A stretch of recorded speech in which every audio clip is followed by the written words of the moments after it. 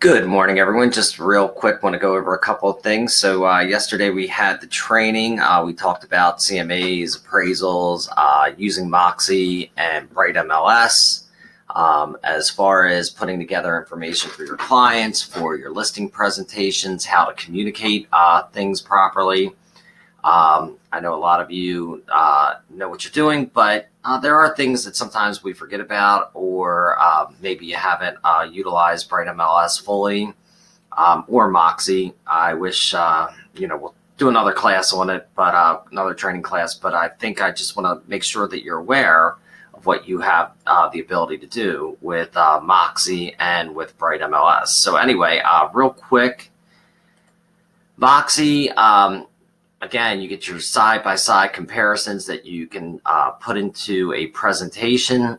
And I don't know if any of you are aware of it. You can actually check off the items that you don't want. So if you want a nice, small, easy to go over side-by-side comparison, it doesn't have to have every topic on it.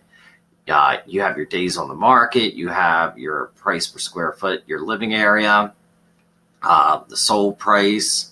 Here's your price per square foot, but you can pick and choose what you want to go alongside of the subject property. Again, you can add pages to it that you want. You can add custom pages. Yesterday we talked about when you click in Moxie that you do have the ability to add items to your Moxie as well, which means that if you want to put a really nice brochure that you put together on a other neighbor's property, you can add that on it. If it's a branding thing that you want to add, you can just upload it onto the PDF. I also was showing agents, I showed an agent after the training was over, how to put her video into YouTube and just attach it right to the PowerPoint presentation. So they were some of the topics we discussed, but we also got into the conversation of how to present things to your clients that they might not be aware of. Just an example, pulling out of Bright MLS, the property so that you can line it up for the list price, the close price, the seller concessions, and then create that as a default and put them all alongside of each other. So I showed you how to do that as well. Many people just go right into their setups that Bright defaults with, which is the agent one-liner or the agent gallery.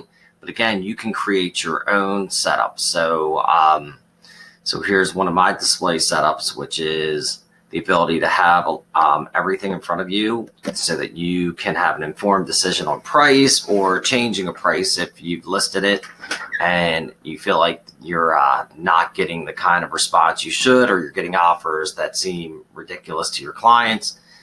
Here's one where we did 21117, and you can see, and I even did it by set it up by the highest concessions given to the lowest, which if you look, the entire first page was 6,000 seller subsidies all the way up to 13,000 in a $250,000 to $300,000 price point.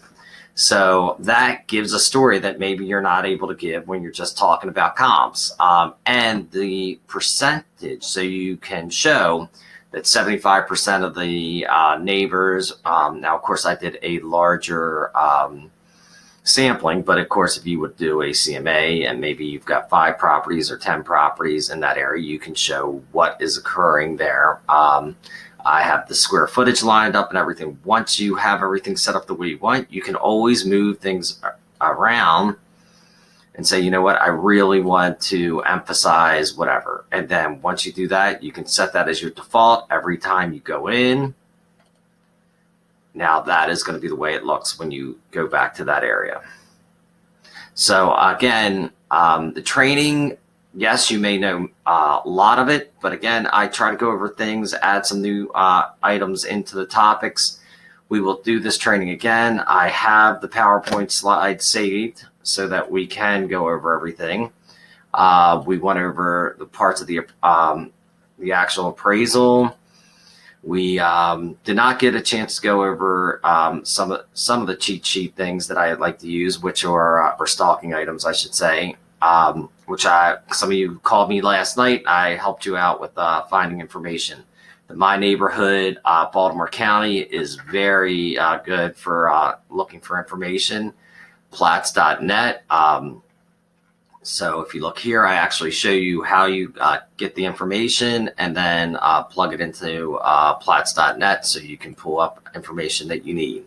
So again, please try to make the trainings. I do try to give you information that you may not remember, have used once or twice and you forget about it, or things that you've never utilized before, or you might even have a question for me of a how-to.